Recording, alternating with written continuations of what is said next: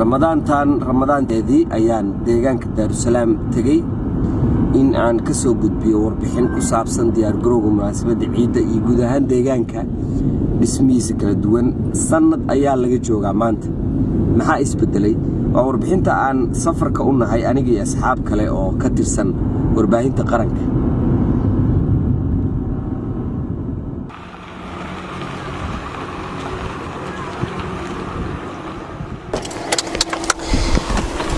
alxamdulillaah, safar dheer kadib waa nabad nimid beerta Daarusalaam. sida aan horay idinku sheegay waa sanad kadib warbixin ayaa ka horeysay oo Ramadaankii hore. beerta Daarusalaam inay tahay meel aad u qurux badan, bilicdeeda aad loo naqshaday oo looga shaqeeyay qof kasta oo idinka mid ah ayay og. laakiin maxaa ku soo kordhay sanadkan? deegaanka Daarusalaam waxa uu caan ku yahay horumar, bilic wanaagsan iyo nabadda. waxaana la filayaa munaasabadda Ciidul Fidriga ee nagu soo fool leh in ay 100,000 kun oo dadweynaha reer Muqdisho u dalxiis tagaan beerta quruxda badan ee deegaankaasi. halkan waxaa ku idil wax kasta oo uu qofka bini'aadamka ay farxad ka heli karo. sanadkanna waxaa lagu soo kordhiyey beerta Daarusalaam waxyaabo fara badan.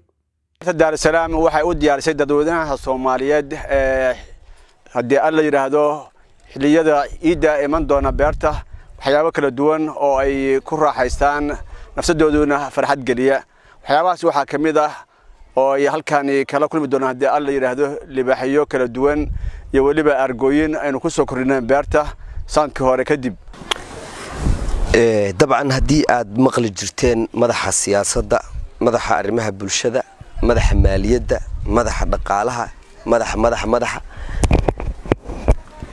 maxamed cabdiraxmaan jaceylow waa madaxa bahallada ama xayawaanaadka ee beerta Daarusalaam. ninkan aad u jeedaan aad buu runtii loogu carbiyey, ilaa yaraantiisii buuna wehel la ahaa xayawaanaad kala duwan. waan ogeyn dabcan iidii hore xayawaanaad kala duwan oo gaduudana iyo dawaco iyo waraabe iyo yaxaas iyo mas iyo jabiso. iyo sanadkan maxaa soo kordhay? waxaa soo kordhay libaax. haddaa ogaadaan 2 jabiso, hadda waxaa joogta 20 jabiso oo halka xaba 4 mitir 5 mitir 4 mitir bar ilaa 3 mitir u dhaxaysa. waxaan keenay goronyo, fardihii waa soo badanay, adina farda badan keenay. bolo hal nooc ogaadaan 2 nooc soo dhignay. bakaaley oo waxaan keenay dibaddan keenay. marka daanyeer ogaadaan koron ku soo darnay. marka wax badan isbedelay. hatta beerta waa la weynay, qaybta xayawaanaadka qayb kale lagu daray. marka soo dhawaada. jaceylow dadka Soomaaliyeed ee raba in maalmahan ciidda ay halkan yimaadaan, maxaa si gaar ah is leedahay xayawaanka way u xiiseyn doonaan? dadka maalmahan yimaada hadda ay xiiseeyaan. dadka aad way u xiiseyn doonaan libaaxa. sabta libaaxa asaga xataa in la xiiseeyo oo ogiyo is diyaarino aan tacliimeed tusmino. marka soo dhawaada.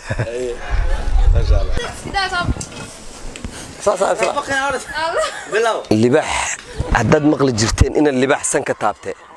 isdagi ay bas joog kartay. madax ma loo salaaxi karaa?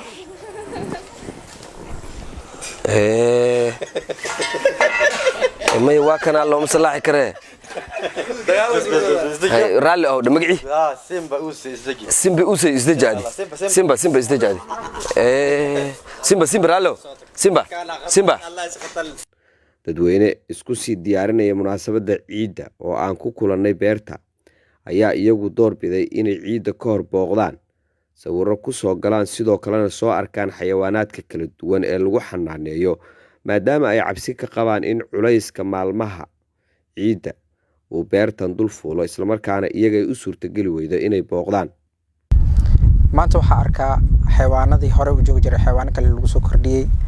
libaax inta cumrigay ma arkin, libaaxan arkay hoy wax ma laga qaban karo. libaaxa arkay inta noosha bis dheerin. horta libaax waa arkay baad muxuu ahay koo kale to dheer oo qoorta la saarnay ay soo xasuusin. aad iyo aad daanyeer, xataa daanyeer weyn wiligay ma arkin. daanyeer weyn arkay. dabcan maamo iyo gabadheeda yarta ayaan la saaranahay doonyahan macmalka ah ee biyaha, dabcan macmalka ee beerta Daarusalaam. ka waran bal shucuurtaada?